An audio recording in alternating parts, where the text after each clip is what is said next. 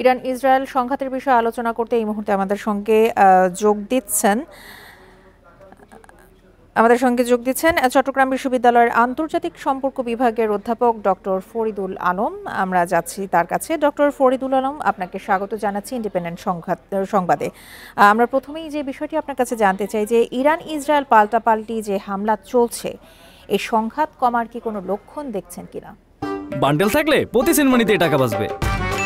বিকাশ send money bundle কিনে জিতুন প্রতি লেনদেনে। আপনাকে ধন্যবাদ। আপাতত এই সংঘাতটি কমার কোনো লক্ষণ দেখা যাচ্ছে না, বরং মনে হচ্ছে সংঘাতটি শুরু হলো কেবল, এবং এই সংঘাতের মাত্রা সময় যত যাচ্ছে ততই বৃদ্ধি পাচ্ছে। এবং এই সংঘাতটি কেন কমার কোনো লক্ষণ দেখা যাচ্ছে না তার সবচেয়ে বড় কারণটি কিন্তু ডোনাল্ড ট্রাম্পের বক্তব্য থেকে স্পষ্ট হয়ে গেছে।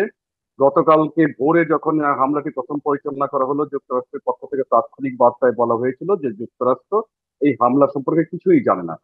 কিন্তু একদিনের মধ্যেই ডোনাল্ড ট্রাম্প, এবং এখানে যুক্তরাষ্ট্রের পররাষ্ট্রমন্ত্রী একই কথা বলেছিলেন, একদিনের মধ্যেই ডোনাল্ড ট্রাম্প বিষয়টি স্পষ্ট করে দিলেন। তিনি বললেন যে এই হামলা পরিচালনা করার আগে নেতানিয়াহু বিষয়টি তাকে ব্রিফ করেছিলেন, এবং তিনি এই হামলাটি যেন পরিচালনা না করা হয় এই মুহূর্তে সেই রিকোয়েস্টটি করেছিলেন, কিন্তু ইসরায়েল সেই রিকোয়েস্ট রাখেনি। এবং অন্যদিকে আমরা এটাও জানি যে যুক্তরাষ্ট্র আলোচনার নামে গোপনে ইরানের বিপক্ষে, ইসরায়েলের সপক্ষে আপনার নানান ধরনের অস্ত্র তারা সরবরাহ করেছে। এর মধ্যে অন্যতম হচ্ছে বেল ফায়ার ক্ষেপণাস্ত্র, যেটি লেজার নিয়ন্ত্রিত আকাশ থেকে স্থল, যে স্থল বিভাগে আক্রমণ করার একটি অস্ত্র, কার্যকর অস্ত্র, যেটি সরবরাহ করেছে, যেটি ইরান এই হামলায় কার্যকরভাবে ব্যবহার করেছে। সুতরাং আপনি দেখেন এই সংঘাত থামার কোনো লক্ষণ আছে কিনা, আপনি যে প্রশ্ন করলেন, এই সংঘাত যদি থামতে হয় সেখানে বড় শক্তি যারা আছে, বড় শক্তিগুলোর একটি ভূমিকা এখানে খুব প্রয়োজন রয়েছে।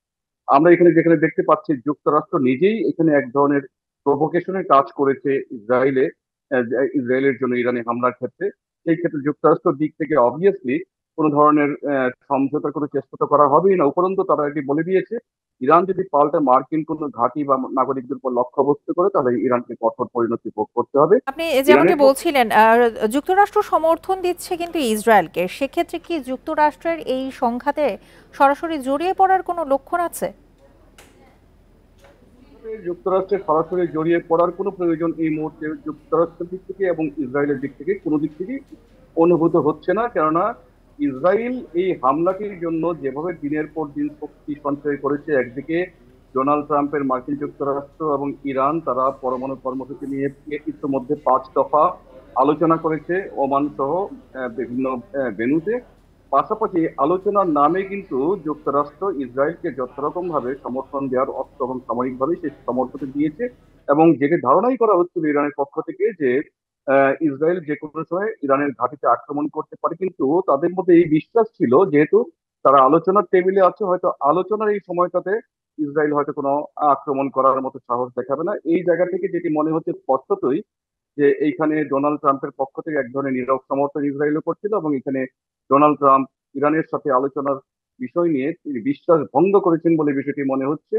যার কারণে যে বিষয়টি মনে হচ্ছে এখন যে এই যে যেভাবে ইসরায়েলকে আপনার শক্তি যোগানো হলো, এই শক্তি যোগানোর মধ্য দিয়ে এই হামলাতে আপাতত ইসরায়েলের সমর্থন, মানে ইসরায়েলের জন্য যুক্তরাষ্ট্রের সরাসরি সমর্থন না হলে আপাতত চলবে, কেননা যেটা বললাম যে তারা সমস্ত ফোর্সকে মোবিলাইজ করেছে ইরানের বিরুদ্ধে হামলার জন্য। সুতরাং আমরা যদি এরকমটা দেখি যে ইরানের সপক্ষে অন্য কোনো শক্তি দাঁড়িয়ে গেছে, তখন হয়তো একটি প্রশ্ন আসবে যে যুক্তরাষ্ট্র ফার্দার কি ধরনের ব্যবস্থা নেবে ইসরায়েলকে ফার্দার স্ট্রেংথেন করার জন্য, সেই বিষয়টি আসবে। আপাতত ইরান এবং ইসরায়েলের মধ্যে এই বিষয়টি সীমাবদ্ধ থাকবে। তবে একটি আশার বিষয় হচ্ছে রাশিয়ার প্রেসিডেন্ট, আপনি যেটি মধ্যস্থতার কথা বললেন যে সরকারের সম্ভাবনা যদিও নাই, কিন্তু রাশিয়ার প্রেসিডেন্ট ভ্লাদিমির পুতিন তিনি কিন্তু নেতানিয়াহু এবং ইরানের প্রেসিডেন্ট পেজাশকিয়ানের সঙ্গে তিনি টেলিফোনে আলাপ করেছেন এবং তিনি মধ্যস্থতা করার জন্য একটি প্রস্তাব দিয়েছেন। আবার অন্যদিকে ইরান বলেছে কোনো মধ্যস্থতা নয়, তারা ইসরায়েলের হামলা যেভাবে পাল্টা হামলা চালিয়ে যেতে থাকবে, এই হামলা তাদের অব্যাহত থাকবে।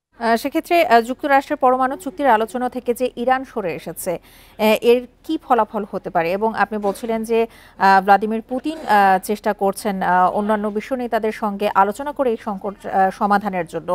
এক্ষেত্রে বিশ্ব নেতাদের উল্লেখযোগ্য ভূমিকা কি হতে পারে? না, এখানে বিষয়টি এখনো অতটা স্পষ্ট নয়, কারণ আমরা যেটি দেখছি যে এই হামলাটি নিয়ে ইসরায়েলের বিরুদ্ধে যতটুকু নিন্দা জানানো উচিত ছিল, এই হামলাটিকে যতটুকু কন্ডেম করা দরকার ছিল আন্তর্জাতিক সম্প্রদায়ের পক্ষ থেকে, বিশেষ করে আমার পশ্চিমা দেশগুলোর মধ্য থেকে এমনটা দেখিনি। এমনকি জাতিসংঘের মহাসচিবের ভূমিকাও কিছুটা হতাশ করেছে আমাদেরকে। কেননা তিনি বলেছেন ইরানকে যে এই মুহূর্তে তারা যেন সংযম প্রদর্শন করে। ইরানের পক্ষ থেকে বলেই দেওয়া হয়েছে যে এরকম তাদের অস্তিত্বের রক্ষার লড়াইয়ে পরিণত হয়েছে পুরো বিষয়টা, এখানে সংযম বিষয়টি আসছে একটি অগ্রহণযোগ্য একটি বিষয়। সুতরাং এখানে আপনি যেটি বললেন যে এখানে ভ্লাদিমির পুতিনের দিক থেকে যে বিষয়টি বলা হয়েছে, কিংবা ইউরোপীয় দেশগুলোর পক্ষ থেকে তারা কোনো ধরনের সমঝোতা প্রস্তাবে চেষ্টা করতে পারে কিনা, বিষয়টি আমার কাছে মনে হচ্ছে চেষ্টা হয়তো করতে পারে, কিন্তু সেই চেষ্টা এই মুহূর্তে কতটুকু কার্যকর হবে সেটি বলা যাচ্ছে না। কেননা ট্রাম্প আজকে আরেকটি কথা বলে দিয়েছেন যে সর্বশেষ সুযোগ এটি ইরানের জন্য, অর্থাৎ এই হামলা তারা পেশ করবে এবং তাদেরকে অবশ্যই যুক্তরাষ্ট্রের চাওয়া মতো পরমাণু কর্মসূচি নিয়ে যে চুক্তিটি তারা এক্সপেক্ট করছিল, ঠিক সেরকম একটি চুক্তিতে যেতে হবে। সুতরাং এটি ইরানের জন্য যেটি হবে যে এই ধরনের চুক্তিতে যদি এরপর ইরান যায়, তাহলে কিন্তু সেটি যুক্তরাষ্ট্র এবং ইসরায়েলের কাছে একটি অস্ত্র তুলে দেয়া, যে যখন তখন তারা ইরানের মাটিতে হামলা করতে পারে। এবং ইরানের যে ক্ষতি হয়ে গেল, তাদের পরমাণু বিজ্ঞানী, তাদের সামরিক কমান্ডার সহ তাদের যে ইনফ্রাস্ট্রাকচার ড্যামেজ হয়ে গেল, এই জায়গা থেকে বের হয়ে আসা ইরানের জন্য অত্যন্ত জি। কঠিন একটি বিষয় হবে। সুতরাং এটি ইরানের অস্তিত্ব রক্ষার জন্য, ইরানের জন্য এই মুহূর্তে হামলার পাল্টা হামলার ছাড়া এই মুহূর্তে কোনো গত্যন্তর নেই। আপাতত মনে হচ্ছে না কোনো সত্যিকারের সমাধান এই মুহূর্তে আসতে পারে। অধ্যাপক ডক্টর ফরিদুল আলম, আপনাকে অসংখ্য ধন্যবাদ আপনার মূল্যবান সময় আমাদেরকে দেওয়ার জন্য।